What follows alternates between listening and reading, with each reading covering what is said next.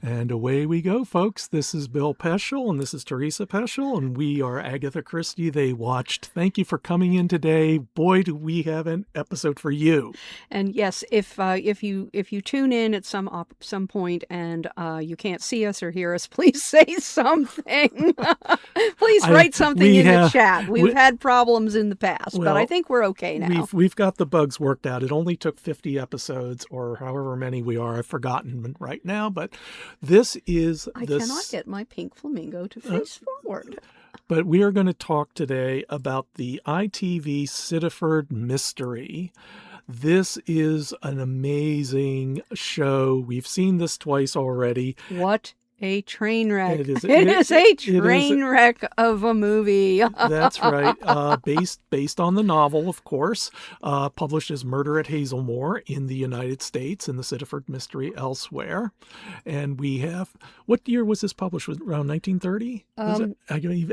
We haven't done our research well, but we're going to show you the modern version here, which I really like, and the Tom Adams surrealistic paperback version as well, which is actually a really good cover for the Sittaford Mystery. Okay, this was published in 1931, and it has only been filmed, to our knowledge, because of course there could always be a lurking version in Estonian TV, like we found the Unexpected Guest, but it's only been filmed 3 times, and bizarrely, very bizarrely, the only English version of this quintessential English country house and seances and the local neighbors who all have bizarre connections with each other, the only time it's been filmed was with Miss Marple in this ITV version. And you think, this novel, it's a fun novel with a strong female heroine.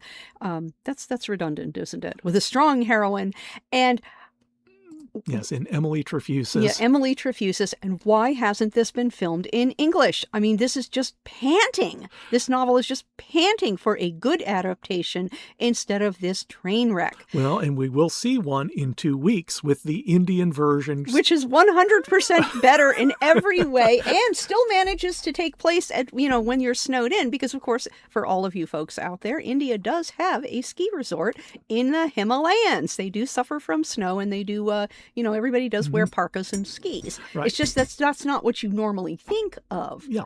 But you can do it. But last night we sat down with our snacks. We had lovely pecan pie. Where did you get that from, by the way? That was on the supermarket's discount rack. Ah, yes. Well, we are thrifty shoppers there. And of course, we teased the cats for Instagram credits as well with various snacks. That is Sasha, the gray tubby cat, who was not gray not thin when we got her, but she bulked up substantially once she found her forever It's home. amazing how she is able to rear back on her hind legs perfectly, because she is so tubby that she it's like she has a big sandbag, so she can do it easily. And then Lulu, who you do not really have a good picture of, Lulu, who is a very slim, svelte kitty, can get up on her hind legs like a meerkat, and she, who is very slim and svelte and has no ballast at all, still manages to stand up on her hind legs just as well. Yep. But anyway, we're not here to talk about our cats. Except that we exploit them for credit. For Instagram clicks. But this is, of course, Sittaford Mystery. Sittaford is the house. Is that the house owned by Trevelyan, Captain Trevelyan, who is played here by Timothy Dalton. And folks, when you read the plot synopsis of this film, you understand immediately that between Miss Marple suddenly being incorporated into this film, a totally non-Miss Marple property, and it can be done successfully. ITV has done this successfully, but not here. But you insert Miss Marple into the Sittaford Mystery, and then you hire Timothy Dalton. Here, you can show the various Timothy Dalton images. Yes. But Timothy Dalton, a well-known movie star, and oh, look at that, from Flash Gordon, and boy, he was a hunk. And he's still a hunk, and there he is, James Bond. But anyway, so you're hiring Timothy Dalton, who does all kinds of things and always looks wonderful while doing them. Looney Tunes, yep. You're hiring Timothy Dalton to play I love that picture. You're hiring him to play Captain Trevelyan. And if you are familiar with the novel, you know that Captain Trevelyan never has a single word of dialogue. He never has a scene. He is referred to in the opening chapter when our little group of householders are snowed in, and he is referred to while they are playing with their Ouija board, and they get the message that Captain Trevelyan is dead. And then Colonel Burnaby races to his house 2 hours on foot through the snow and discovers that he is indeed dead. Well, when you kill the character that Timothy Dalton is supposed to play off screen by page 10, clearly the novel needs serious rewriting. And so that is, of course, what ITV's staff of hacks did. And I want you That's to... not nice. Stephen Churchett is a very nice man, I am sure. I'm sure he is. But what the heck was he thinking? Yeah. Because, you watch this film, and I want you to... I so rarely get an opportunity to combine Sir Mix-a-Lot with Agatha Christie. But I want you I want you to think about cue up Sir Mix-a-Lot, and so you can recite along with me. Oh my God! Look at that plot. This is 10 pounds of plot stuffed into a 5-pound movie. This movie needed to be at least another half hour long in order to do justice to the incredible added ridiculous backstories that they inserted, because Captain Trevelyan, remember, existed only to be murdered in the novel. Okay. And sometimes you get discussions of his character. But here, Captain Trevelyan was a World War I hero. He was a Olympic skier, and we had to watch it twice with subtitles for me to figure that out. He was an archaeologist who discovered this unknown tomb. He was a wartime profiteer during World War II. And now he is the potential next... He is a member of parliament representing this Dartmoor thing.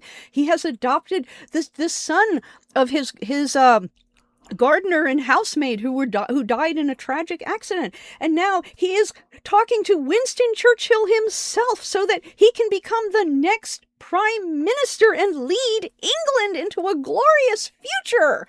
And you're thinking, but Captain Trevelyan died. Well, he didn't. Eventually he does. Eventually he does indeed get murdered. And again, it is not at all for the reason that the novel has. It is completely made up out of whole cloth, and the scriptwriter was clearly stealing from Hercule Poirot's Christmas, where you have the resentful, unknown, illegitimate bastard son coming to revenge himself and his mother on his previously unknown father. And that leads to so many other questions, and it was just like, what? You don't even know where to start. And yet we will start at the beginning. We will? Yes, we will. We start at the beginning until we get to the end. And I'm going to break in just for a moment to mention also that this is not Timothy Dalton's first foray into Christie world, because he played Archie Christie, Agatha's husband, in the 1979 movie Agatha. And what a hatchet job! That was one of the stupidest, worst Agatha films we have ever seen. And if you were looking for any kind of an explanation of her 11-day disappearance, do not watch that travesty. Unless you really want to be amused by it. It was appalling. It was very appalling. It was appalling, and I really think to this day that the only reason the director made that particular film was so they could film luscious young nude women in the health spa, even though the women who would actually be at a health spa would be old and saggy like myself, instead of the way I looked when I was 20. Well, the film... What a piece of crap that was, too. But that's for another time, if we ever get to it. But Trevelyan started out as a tomb raider. This is around 1925 or so in Egypt, and he partnered with the guy on the right to basically bomb a tomb, to blow up walls. They're not even putting on, they're covering their faces. At least you get that. And an archaeologist watching this must just be cringing. That's not what you do. I don't think archaeologists in 1925 blew blew up valuable tombs in order to get into them. Grave robbers did that. That's right. And that's what they were doing. Now, remember Schleierman, when he discovered Troy in Turkey, he basically dug trenches until he brought up stuff. So this is not what you would call professionalism in archaeology. But this provides the fortune for Trevelyan to go back to England and become a member of Parliament and become a war profiteer. And to grow, because it also mentioned he skied for the Olympics, and this was passed over very, very quickly. And if you know the story, you'll understand where this is going. But also he killed his partner when they were successful after they blew it up and they found that little scorpion, the berry scorpion, gold scorpion, that's from a dynasty that has never been discovered before. He shoots his partner in the head and leaves him in the tomb. Leaves the body in the tomb, covers up the. He must have. And again, this is where there were so many plot holes you just can't even begin to talk about them. But I will do my best because I'm a professional. But he leaves the partner's body, and he must have covered up the opening of the tomb. He must have hauled out all that dynamite in there. He hauled out all those gold thingamajigs with him, all that gold and jewels, because he needs the money. And how he manages, and he buys his magnificent castle, Sittaford House, and what a magnificent pile of stone it is. And you found out what that building was, didn't you? The exterior doesn't exist, so far as I can tell. The interiors was Dornley Court in Buckinghamshire. Okay, but anyway, so he buys this magnificent palace, and castle. It's a castle. He buys this magnificent castle because that is not a palace. The architecture is different. Mm-hmm. Palaces are not made to be defended. Castles are. Okay, and it's still only a model.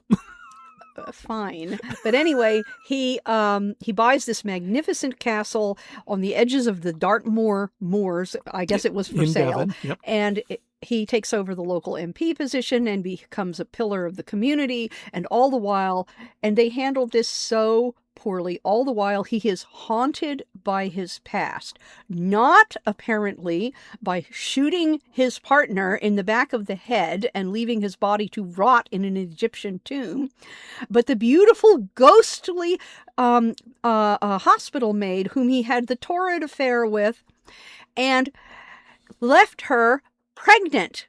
And again, when you think about the English community in Egypt, they were a separate enclave. And so you've got Joseph Hopkins, I think I have his name right. He's the partner that Trevelyan shoots, and the hospital maid is Joseph's sister.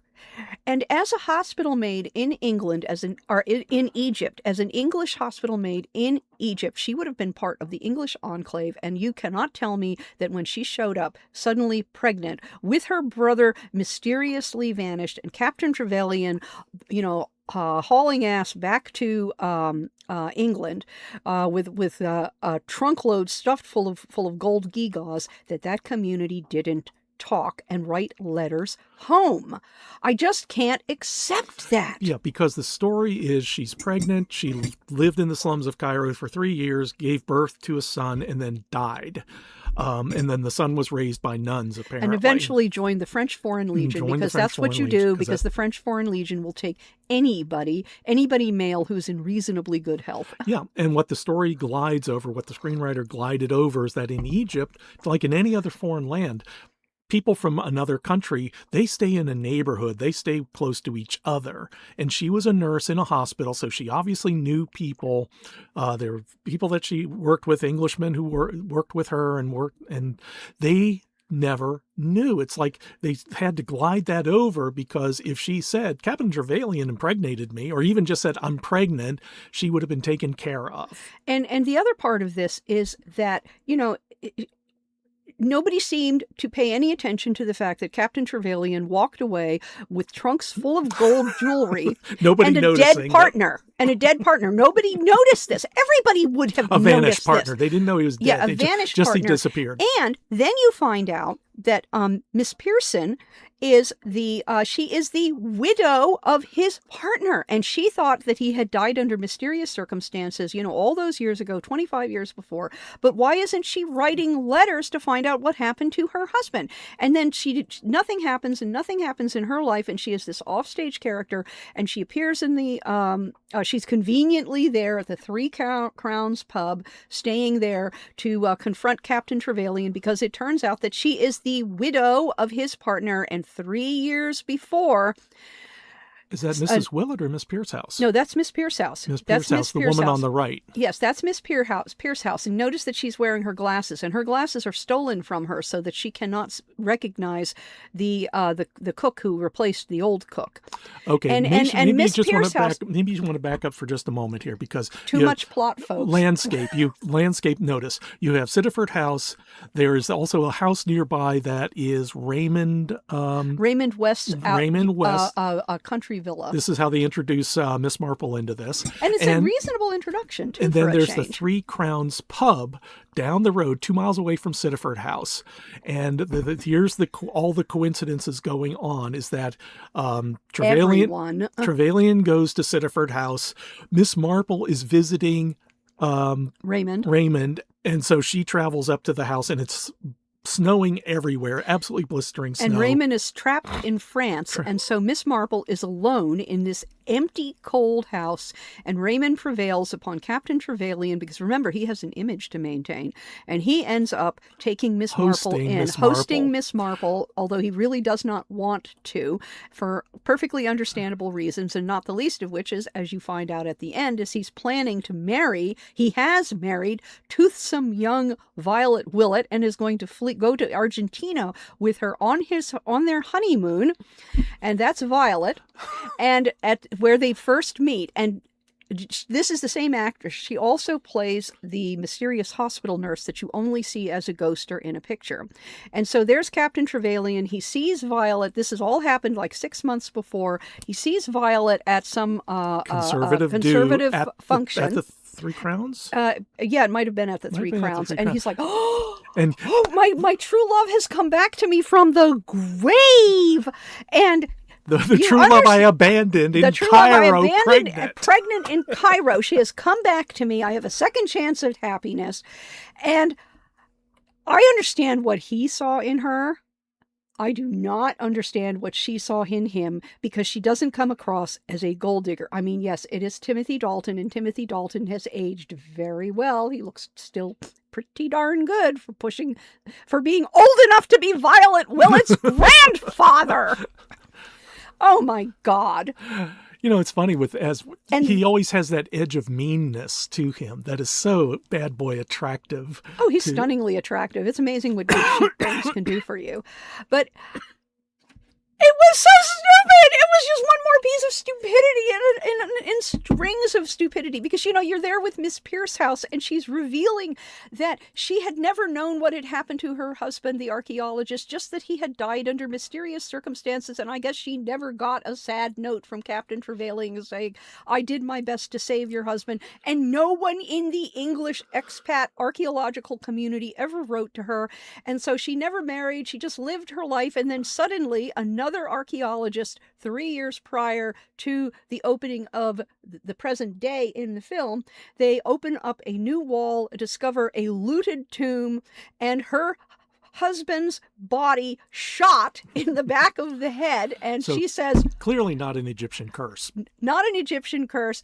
And Captain Trevelyan lied, and what am I going to do to find out? And so she rushes to Egypt, and she spends time there. She meets Ahmed and marries him, and then they decide that they are going to make sure that Captain Trevelyan gets his just reward, because Captain Trevelyan is clearly a villain. And again, this is so stupid. It isn't stupid that Elizabeth Pearson married Ahmed the Egyptian, who is working in Trevelyan's house, is that because they wanted revenge. Shows up on this castle on the edge of Dartmoor in England, and I know the servant problem is a servant problem, but Captain Trevelyan feels tremendous guilt about what happened, what he did in Egypt. Shooting his partner, looting a tomb, abandoning his mistress pregnant with his baby, and then he hires some mysterious Egyptian who shows up at his doorstep asking for work.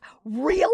Because usually, traditionally, in these types of stories, the owner of the house, the aristocrat or something, brings the servant back with him. The servant wants to stay with his master, and so there's this relationship. And you see this in English literature and English history. This is totally off the wall. Captain Trevelyan would not have hired anybody from Egypt because he was trying to bury his past along with his tomb raiding forays and his desecration of tombs while he was raiding them and stealing everything that wasn't nailed down and murdering his partner and abandoning his pregnant mistress.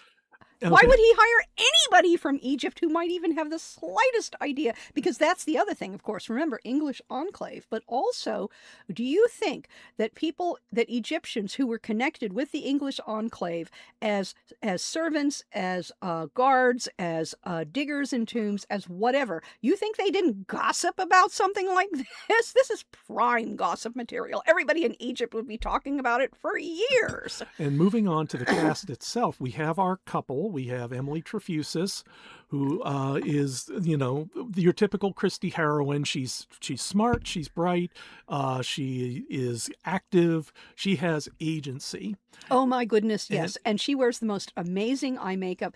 Even when she is taking a bath, she still has on full face makeup, and I was just so impressed. Right? And I guess she's always waiting to receive a gentleman in her bathtub. And I think you had a charming little scene with the reporter Charles Burnaby pouring water seductively into the bathtub. We will get into that in a moment, because here's Charles Burnaby. He is a journalist who was trying to ingratiate himself with Emily so that he could get an interview with Trevelyan. With Trevelyan. So and Emily's connection with Captain Trevelyan is that she is the fiancée of Trevelyan's adopted ward, James Pearson, who is a boy alcoholic. And when you see him, he is drunk. He is completely soused on every single scene that you see him in, or he is suffering from the DTs. And you think, why on earth are you spending any time with this man when you could have somebody like Charles Burnaby, boy reporter, who is so much more capable in every way? Look at that eye makeup. And it's just... And that's how they meet. And all I can think with Emily is she sees a whole lot. She sees an early widowhood. If she marries James Pearson, he is going to be extremely rich because he's going to inherit everything from Captain Trevelyan, who is a very rich man, thanks to all that tomb raiding that he doesn't admit to. But he's an extremely rich man, and she'll be a merry widow very soon after the wedding because she'll encourage James Pearson to drink himself to death. Mm-hmm. He's already well on his way. I mean, why else would this clever, resourceful young lady who has a complete complicated backstory of her own that is alluded to because Charles Burnaby talks her into going out with him through the Sittaford house because her own car doesn't work right now. Her Lagonda doesn't work. That's right. Her camshaft doesn't operate anymore. Yes. His camshaft. Her camshaft. Camshaft doesn't operate. I guess James Pearson's camshaft doesn't operate has potential. So yes, he gives her a lift up. There's no doubt that Charles Burnaby's camshaft is that's right. working. Just go ahead and laugh, dear. On the way, she discovers he's a journalist, and so naturally she pulls a gun on him. And where did you get that? Well, Daddy gave it to me on my 21st birthday. Of course, Daddy gave it to her because you get this little bit that Daddy is apparently a war profiteer and a thug, and he wants to make sure that Emily knows what to do and how to protect herself. And that's because Daddy knows that there are men out there like Charles Burnaby and Captain Trevelyan. And there are other people as well, because all this is leading up to Trevelyan going down to the Three Crowns pub.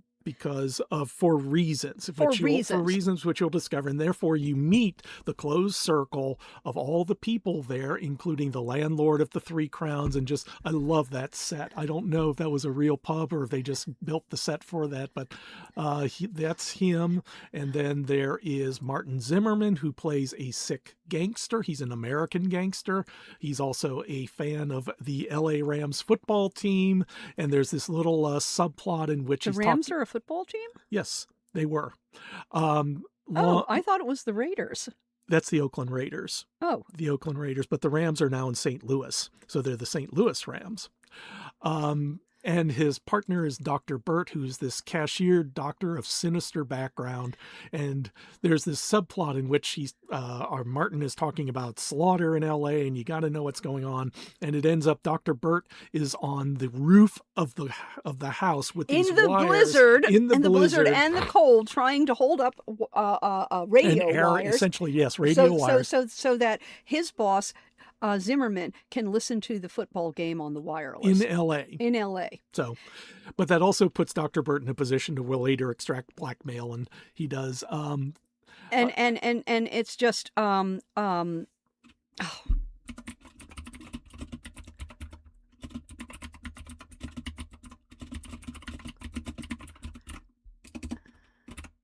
Yep. Yeah, there's this is a whole thing about, it's funny to see Lawrence Fox is the actor playing him, and he is the son of Edward Fox? Edward Fox, who we saw in Secret of Chimneys. He's a longtime actor, and I looked him up on Wikipedia, and the first line says, far right activist and actor. And I just thought, well. Okay, whatever. Anyway, but getting back to the movie, which is of course the really important thing here, because it is such a terrible adaptation of a really good novel, and I cannot understand why the English television has not filmed this. I mean, this property is clearly waiting to be filmed in English. Right. It's just.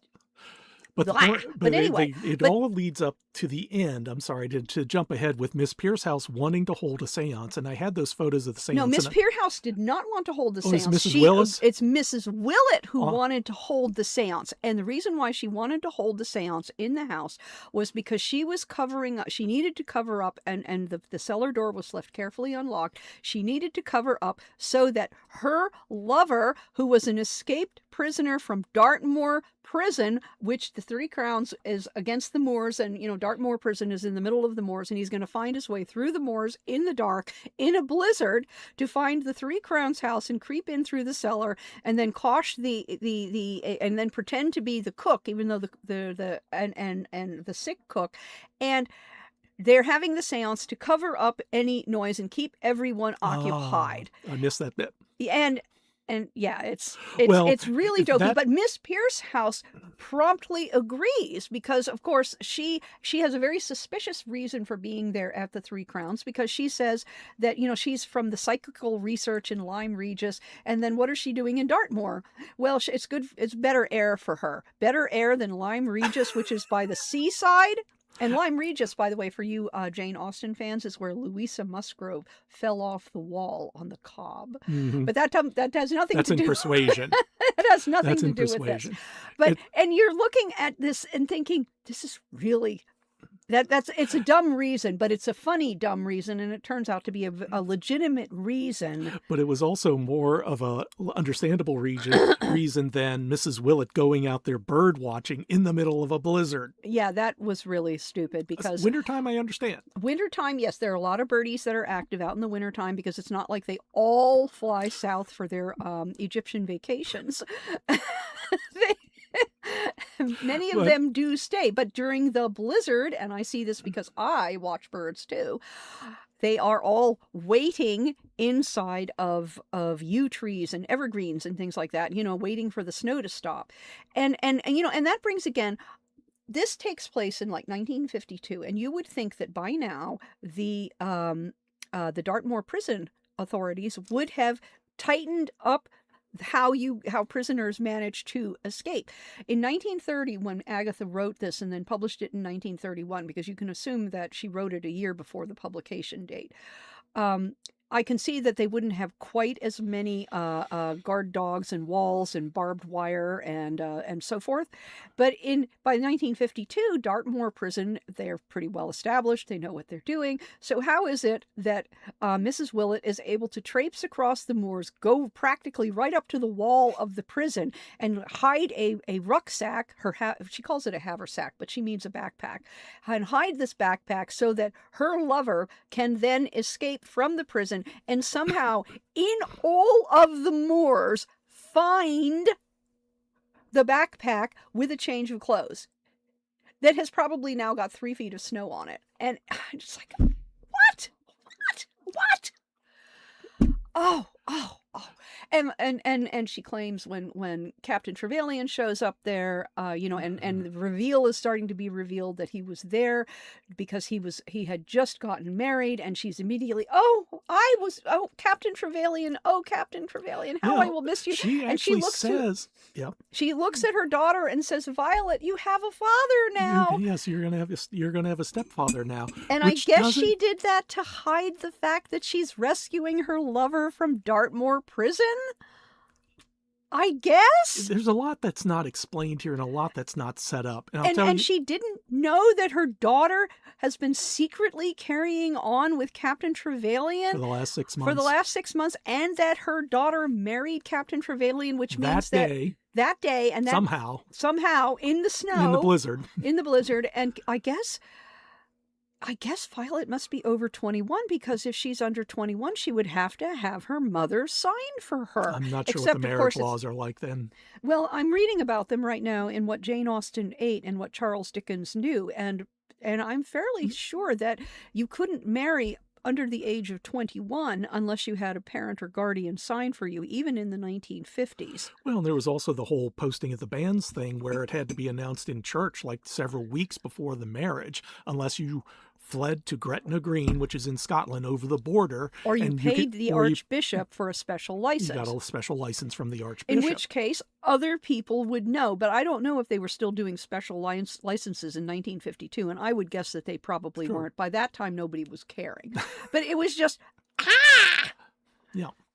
And then, and if they started talking with all of this, Egyptian curses and the ghost, and then that all went away because, Captain Trevelyan met his Egyptian hospital nurse. He met her double, young and toothsome and a darling, and his second chance at love, and he marries her, and again, I know what he saw in her, and I know what she saw in him, and so he marries her, and they're going to have their wedding night, and that is the night, of course, that Charles Burnaby, sorry, spoilers, folks, Charles Burnaby does exactly what Captain Burnaby does in the novel, which is ski down the hill and then stab him to death and then pretend that he walked down the hill. And so, yes, that does come out of, that is right out of the plot. But this is after the seance in which Trevelyan is dead, that someone's in danger, and it's Trevelyan. They did the little Ouija board thing as well, which turned out to have been done by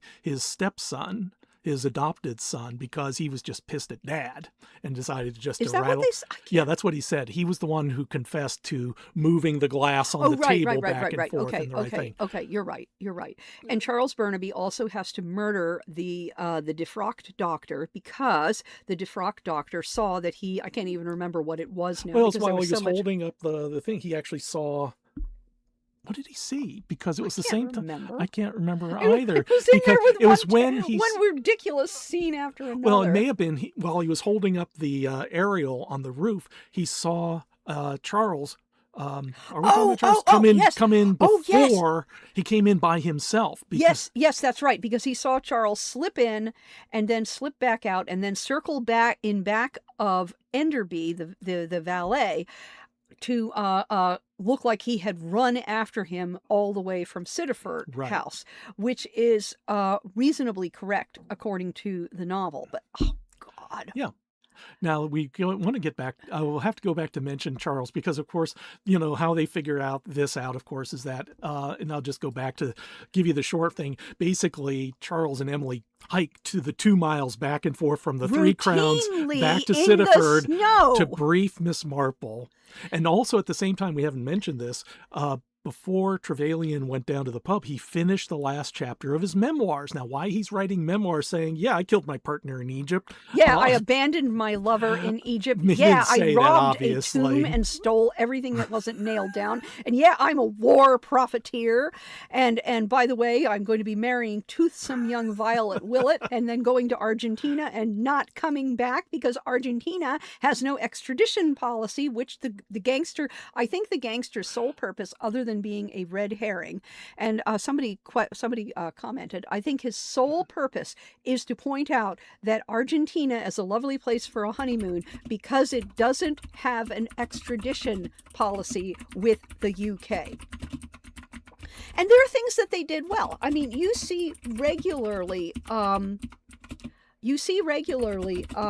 Trevelyan hesitating when Enderby, his valet and friend, is asking him about becoming the next prime minister, when he's coping with reporters about becoming the next prime minister, when he's talking to Winston Churchill about becoming the next prime minister. He's hesitating. Oh, I'm not sure. We'll have to see what happens. And of course, it's because he knows that he's going to marry toothsome young Violet Willett and rush off to Argentina and not come back. In fact, there's a scene before he leaves the castle where his assistant says, so what if the prime minister's secretary calls again? And he says, the situation will resolve itself. And it will, because he will abandon all of his responsibilities. Presumably, he has already transferred the money to banks in Argentina.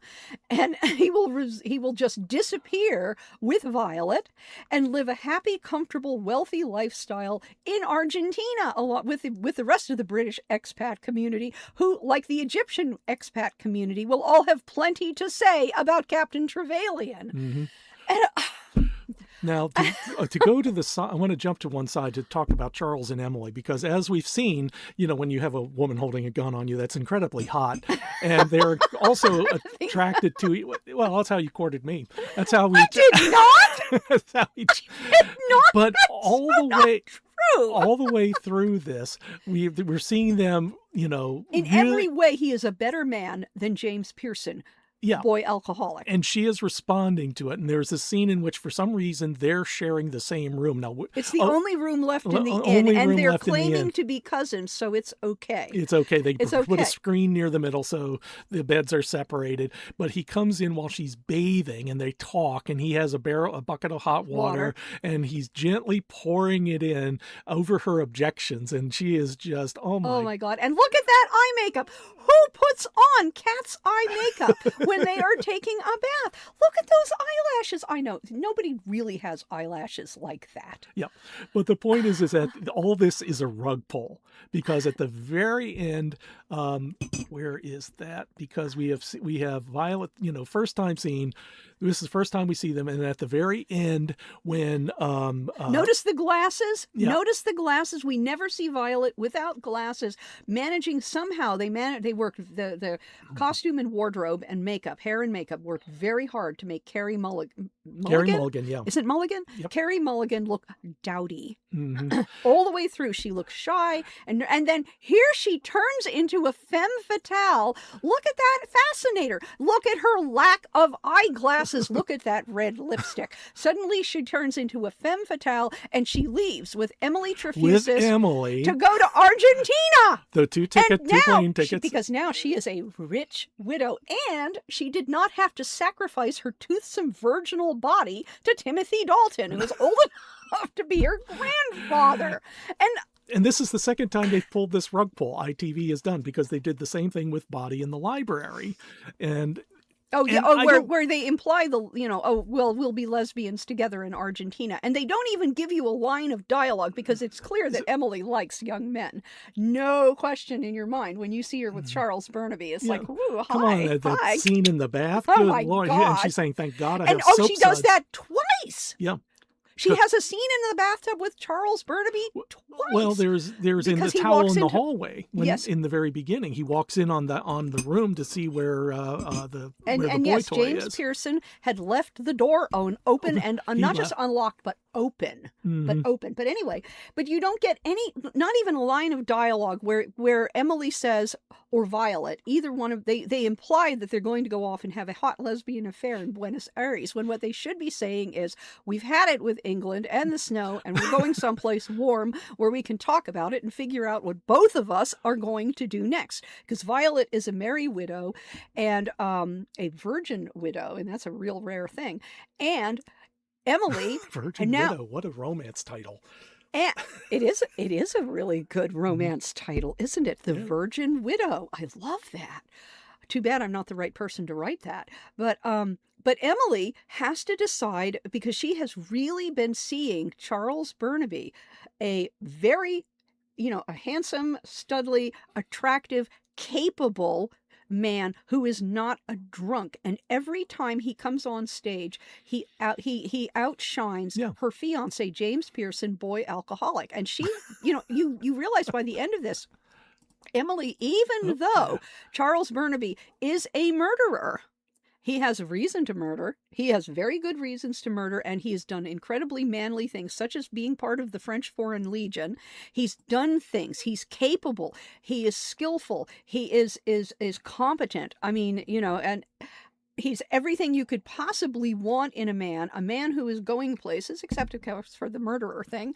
And then you look at James Pearson, boy alcoholic, who has done nothing with his life except stare up from the bottom of a bottle. And I could understand why Emily Trefusis would decide to go off with Violet to Buenos Aires and get the heck out of England and away from the snow and away from the gossip and think about what she's going to do next. Yep. Because she was completely wrong about Charles Burnaby, and Charles Burnaby showed to her how completely wrong she potentially was about James Pearson. Do you really want to marry this loser, this drunk loser? Unless, of course, you hope that this drunk loser is going to die soon after the wedding, and while you won't be a virgin widow, you will be a young, lovely, rich widow. Yeah.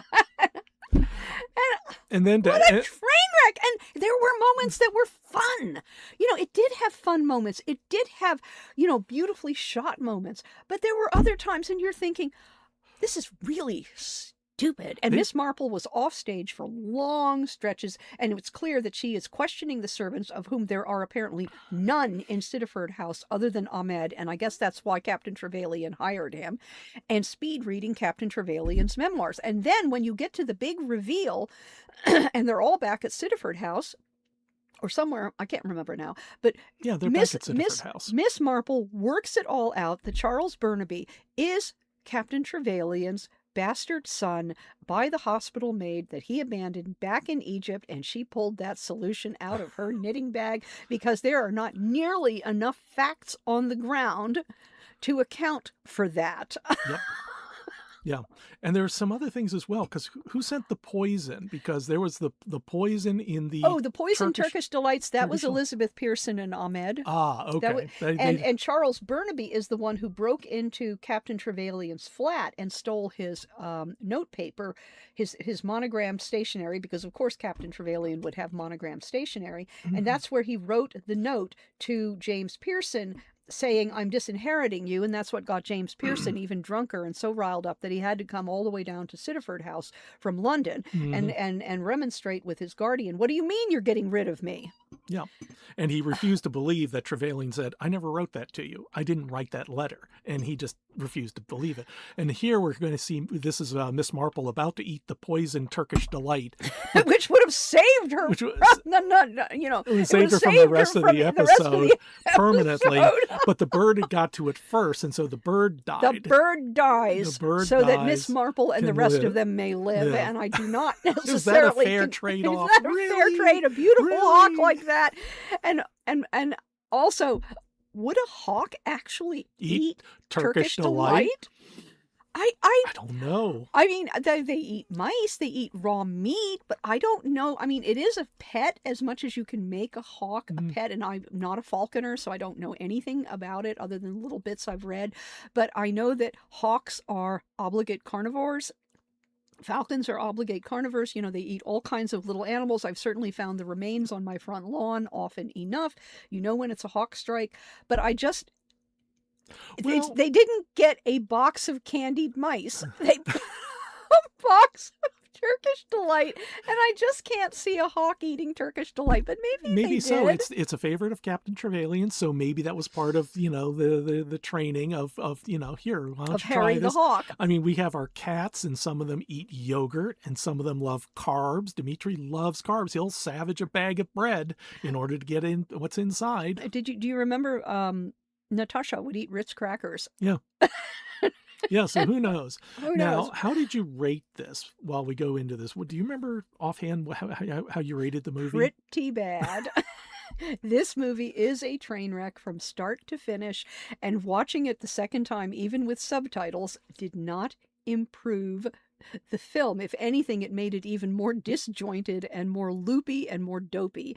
And I cannot remember what I wrote, but it is not related. And this is the weird thing about it. I cannot watch Secret of Chimneys. That is just really, it's painfully bad. Fidelity to text was one Egyptian mummy. One Egyptian mummy. And quality of movie was one and a half Egyptian mummy. But I think it's because all... it was fun. But is it so bad it's good? No. Okay. No. Because you just... The dialogue would have to be a little sharper. You would have to have a slightly better explanation for some of what was going on, or you needed more. I don't know. I wouldn't describe this as so bad that it's good or amusing, and it had almost nothing to do with the text, and the movie on its own was just so disjointed. It was all over the place. There was so much plot. There was way too much plot. And the reason why there's way too much plot is it all comes down to hiring Timothy Dalton to play Captain Trevelyan, because he's supposed to die without ever saying one word or having one scene. And if you're going to do that, well, you shouldn't be hiring Timothy Dalton. They should have hired Timothy Dalton to play... Well, there are no other good roles in here for Timothy Dalton because he is too old to play Charles Burnaby, Charles Burnaby, crusading journalist, or the murderer, Captain Burnaby. Yeah. He could have done the murderer, Captain Burnaby, in the novel, but he is too old to play the dashing reporter hero. Yeah, but at least they did put... For creating Trevelyan as they did with this particular character, Dalton is perfect. Oh, yeah, he is. He could play the dashing adventurer, championship skier, Tomb Raider, World War I hero, World War II war profiteer. And that was perfect for him. And member of Parliament and possible next Prime Minister. Sure, of course you can see that. And at the end, again, this is an example of basically they did things because they needed the script to have these things happen. Because at the very end, when they pan across everything, and I'm sorry for how dark this is, we see the scorpion. This is the scorpion, and you wonder who's picking up the scorpion. And of course, it's Captain Trevelyan, the ghost of Captain Trevelyan. That must be the ghost of Captain Trevelyan. Staring out at the... And this is how they choose... Stupid, because if you're going to do ghosts and psychic and spooky stuff, go all out. Well, he should have made him as white as the other ghosts that he saw. That's right. And he should Otherwise, it just sounds like, I survived. Yes, exactly. And if you're going to do that, then you should have had the hospital nurse on one side and his illegitimate, ignored, abandoned bastard son on the other. We're a happy family now, Dad. Yeah. All together in the grave. Okay, well, we do have a question. I'm trying to remember. Is it a different murderer in the book? Do you remember? It was changed so much that I would say yes, because in the book, it is, and I'll get the names wrong, but in the book, and I did read the novel not that long. I reread it not that long ago. But in the book, Captain Trevelyan is murdered by his friend and neighbor, Captain Burnaby, over a £5,000 winnings from some newspaper contest. Yeah, right. A name, wrong murderer, wrong personality. Yeah, it's the wrong personality. The the murder is the same, where you ski through the woods. You ski through the woods, and that's something else again. Is Charles Burnaby, boy reporter, had no way of knowing that the seance was going on, and had no way of knowing that he would be able to disappear and get murder Trevelyan or any of that, because the film was very unclear. But no, the method was the same.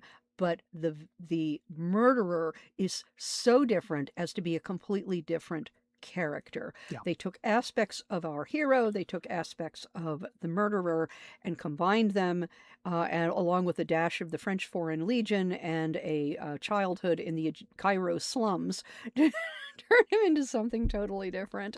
Yeah, they rewrote, I would say, almost 80% of this whole thing, because it took place at a house. It was an area in which they were like, I think it was 2 miles away, but it was like a special development because they had 6 houses. Yeah, they had a little cluster where all the of 6 suspects houses lived. where all the suspects lived. And one of them was the seance. And that's when they just thought, Captain Trevelyan is dead. And Burnaby says, Burnaby, I'll check up on him. Yes, but He's Burnaby living in is his the one. house. Burnaby is the one who manipulated the seance Right. in the book. But here, James Pearson manipulates the seance in the novel, or in the film. James Pearson manipulates the seance in the film because he's angry and drunk. And in the novel, the murderer, Captain Burnaby, and I think I have his name right, manipulates the seance so that he has an excuse to presumably hike the 2 miles in the snow to Sittaford and murder, what's his name? Trevelyan. Murder Trevelyan. And then, of course, it takes too long to get there. Mm-hmm. And I think it's worth watching with subtitles so that you can understand better what people are saying. But it is such a train wreck. You watch it to watch a lot of very talented people on gorgeous sets and, beautiful design and everything like that, and watch them floundering around in the snow. Well, it just shows once again, when you're tampering with Agatha Christie, when you're rewriting Agatha Christie, you got to be really careful how to do it. They've done it when they've taken a short story and expanded it, like Blue Geranium, did a great job of it. They added to it. But you take out the central core of the story, you take out the murderers, you change things around. This needed to be really, it needed another pass. I'd say like 2 or 3 passes on the script for this. Probably. For this mess. Yeah. So because you can change the murderer, and we'll get to Ordeal by Innocence, and Sarah Phelps did that in her version of Ordeal by Innocence, and she changed a lot, but it worked. You got to be really careful. You got to be really good at it. Yeah, you've got to be really good at it. Or take something like Big Four, which was rewritten, basically all smashed together. Those 12 stories that I'm forgetting his name. Campbell Christie. It was Campbell Christie, but I was thinking of the script writer, the one who Mark Gatiss. Thank you, Mark Gatiss. God bless you, man. Fabulous job. There. He did a fabulous job. Really enjoyed that film. Absolutely worth watching, even though the novel is not her best. Yeah, even she would admit that. Oh yeah. So we are done for another episode. So what are we going to watch next time? We are watching one of the. Remember, Sittaford Mystery that we just saw is the only English language version, but there are 2 international versions. So next week is going to be Les Petites Muertes version called Murderous Melodies. And it is, dare I say it, I can't believe I'm saying it, in many ways a better film than this one. A better film, but not a better adaptation. Not a better adaptation. They, again, had very little to do with the plot other than how do you get someone to be where they are not supposed to be in record time. And this film, too, addresses that essential core issue, the core idea at the plot of Sittaford, which is how can you get from here to here? Oh, let me do this right. How can you get from here to here in 10 minutes when everyone knows that it takes you 2 hours to get from here to here? And so they keep that and they change everything else. And it's Les Petites. Yeah, what can you say? And then after that comes the good version, which is the Indian one. That's going to be really hard to find, unfortunately. It came out a few years ago, and we were really lucky to be able to snag it. I think someone sent it to us. I think that's what ended up happening. Yeah, someone sent it to us because it's an Indian film, and for whatever bizarre reason, the Indian film industry did not release it in English. At least they have not, to my knowledge. Well, they did, and they put English subtitles on it, and it was available on an Indian news service, but not the same service that's available to Indians in this country. It's the same. It's like they had separate services. But anyway, that's a story for another time. But anyway, Les Petites available on Amazon Prime, but you have to get an MHZ Choice. That's the French TV channel.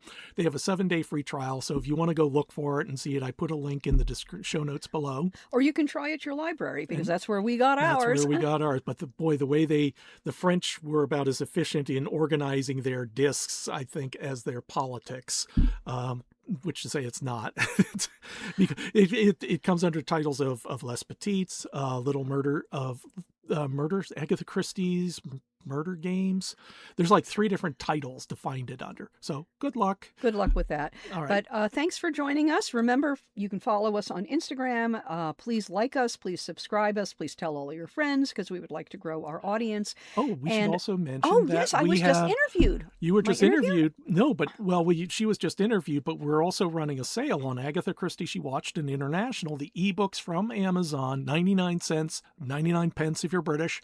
And it's available for the next couple of days. They are regularly a $9.99. Yeah, they're regularly $10. They're regularly $10. And this is a super sale, and Bill will put up the links. I was interviewed yesterday by Partners in Crime, and they do. If you're interested in mysteries and thrillers, Partners in Crime will give you your next best read. But you'll put up the links so that people can see me being interviewed by Gina.